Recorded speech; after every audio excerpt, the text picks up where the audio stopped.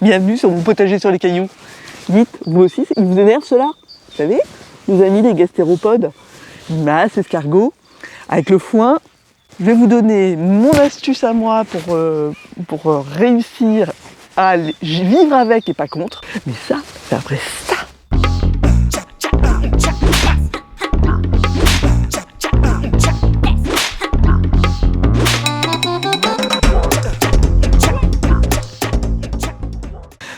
Bon alors, ceux-là, ça fait partie des choses qui sont dans le potager, c'est immuable. Alors vous imaginez bien que dans mes cailloux, avec mon foin, c'est non-stop. La première grosse année, c'était un calvaire. C'est-à-dire que dès que je plantais quelque chose, ma première plantation de courgettes, j'étais obligée après de racheter des plants parce que tout a été ravagé en une nuit. C'était l'horreur. Alors je pense que ça vous parle.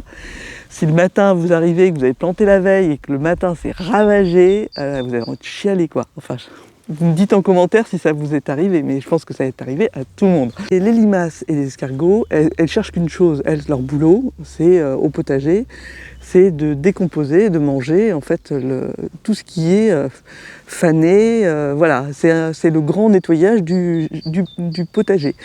Et donc quand on sait ça, en fait elles cherchent à se nourrir, mais elles ont des préférences. Alors effectivement, si on leur met des jeunes pousses, toutes fraîches, toutes jeunes et toutes voilà, qu'on vient de planter, bah, c'est une espèce de mets de choix pour elles. Donc elles rêvent de manger ça.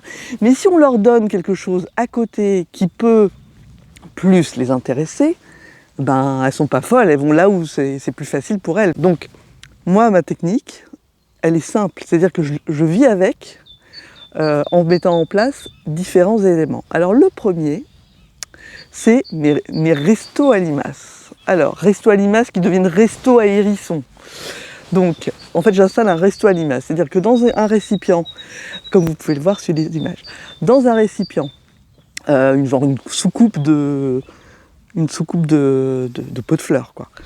Je mets mes déchets de légumes. En fait, les limaces, elles adorent tout ce qui est déchets verts, mais surtout des légumes à roquettes. Il faut qu'il y ait voilà, des épluchures de légumes, des patates, elles adorent les patates. Donc tout ce qui est fan de radis, choux, salade. Et en épluchure, en fait, quand vous épluchez la salade et qu'il en reste un peu, voilà, au lieu de le mettre sur le compost, moi j'ai choisi de les donner à manger aux limaces. Bon, en hiver je fais mon compost, hein, comme tout le monde, mais voilà. Hors hiver, et c'est ce que je fais toute la saison. Je remplis ces soucoupes de déchets. J'ai un visiteur qui fait beaucoup de bruit. Il y a les jets qui s'en donnent à cœur joie là. Je dois faire trop de bruit pour eux. Alors, donc, je remplis ma soucoupe, je mets l'eau, parce que les limaces, elles cherchent aussi l'eau. Tout simplement, elles ont soif, elles ont faim, et elles vont là où il y en a. Donc moi, c'est ce que je fais. Donc je leur mets ça à disposition. À des endroits, je les répartis dans mon potager, comme vous pouvez voir sur les images. Je les répartis, et comme ça, je mets mon petit chapeau dessus. Alors donc c'est une petite cabane en bois. Ça leur donne de l'abri, ça reste humide, ça les protège des prédateurs éventuels. Et donc elles ont tendance à rester condensées autour. Voilà, et donc elles se servent. Régulièrement, je réalimente en eau, en déchets, donc ça c'est fait. Ensuite, pourquoi je ne fais pas de compostage de surface? J'ai essayé, le compostage de surface c'était très sympa, sauf que du coup ça répartissait les limaces partout, enfin elles s'attaquaient à tout dans le jardin, et donc quand il y avait des salades pas loin, elles allaient entre la salade et mes déchets. Donc en fait, entre les deux, elle allait se servir au plus près. Sauf que du coup, ça attaquait beaucoup plus mes salades et mes pieds divers et variés, donc voilà. Donc ça, c'est le premier point. Les restos à limaces. Ensuite, décidément, les jets, je ne sais pas si vous les entendez, mais c'est infernal. Mon deuxième point, je fais un semis de plants de choux sacrificiels. Pourquoi des choux? Parce que ça, les salades et les choux, les radis aussi, tout ce qui est crucifère en fait, choux, radis, les limaces, elles adorent, en fait c'est leur produit, elles adorent ça, elles sont attirées par ces variétés-là. Donc en fait, je fais des semis de choux, j'en fais beaucoup, et c'est pour eux, je les répartis dans le jardin. Donc au bout d'un moment, j'en récupère pour moi, hein, bien sûr, c'est pas que pour eux. Mais j'en mets un peu partout, au milieu de mon jardin, sur les bordures et tout. Et du coup, les limaces, pareil, elles sont attirées par ces choux. Là, vous voyez, la saison commence juste, j'en ai pas mis. Et ben, j'ai planté mes artichauts. Les limaces se sont quand même vite allées s'attaquer aux artichauts. Et mon troisième point, vraiment parce qu'il faut vivre avec, mais pas contre, mais quand même de temps en temps, quand je fais des semis, enfin pas des semis, des plantations, parce que du coup, à cause des limaces, je ne sème quasiment jamais, à part les fèves, je ne sème jamais directement en pleine terre. Je fais toujours des godets, pour que les plants soient plus vigoureux quand je les plante.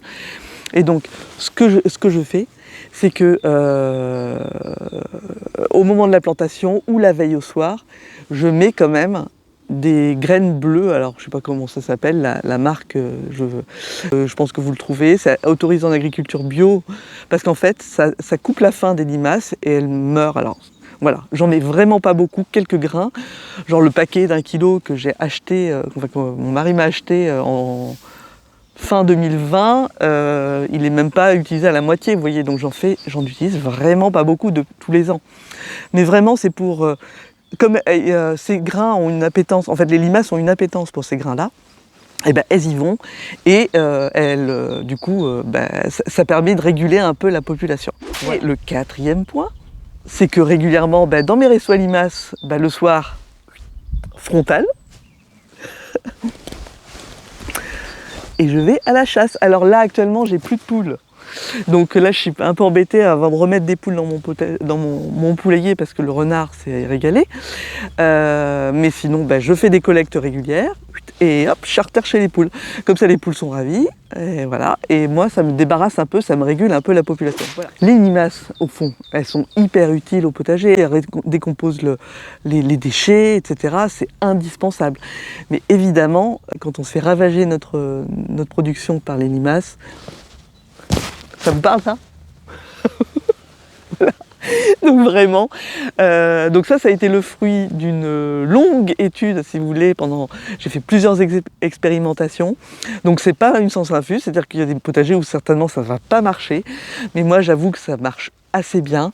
J'ai encore des pertes évidemment, mais beaucoup moins que avant que je ne fasse ça. Avec ce stratagème, c'est le grand stratagère.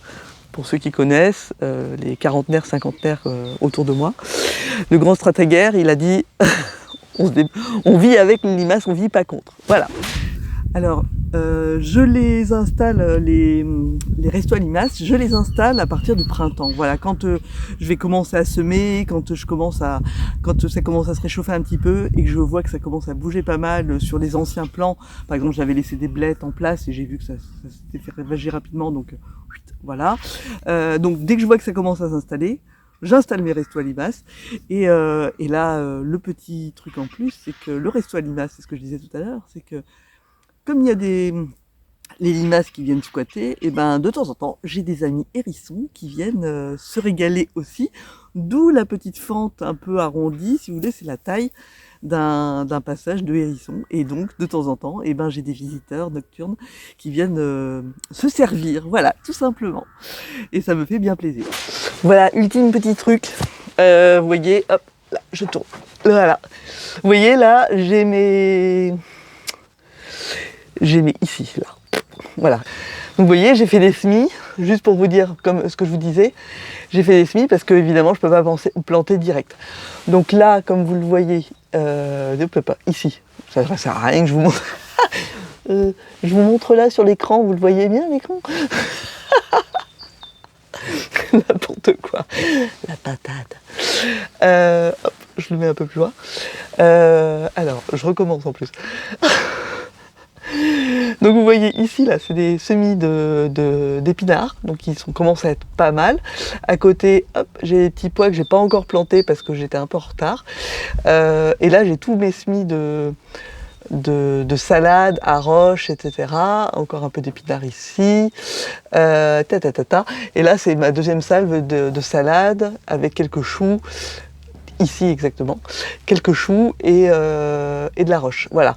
Et donc c'est ce que je vous disais, attendez, je retourne, hop. Ce que je vous disais, vous voyez, les plants, ils sont quand même assez beaux. Je pense que je vais pouvoir commencer, ils commencent à avoir 1, 2, 3, 4, 6 feuilles. Je pourrais presque les planter dès maintenant, soit la veille au soir, soit quand je les aurai plantés. Je mettrai un peu de granulés bleus, histoire de couper un peu les attaques et voilà, de réguler un petit peu ça. Et vous voyez l'insolence, même dans la serre, quoi. Il s'attaque à mes petits pois. Je vous montre comment je plante en fait. Vous voyez, j'écarte le foin avec la fourche pour faire des rangées.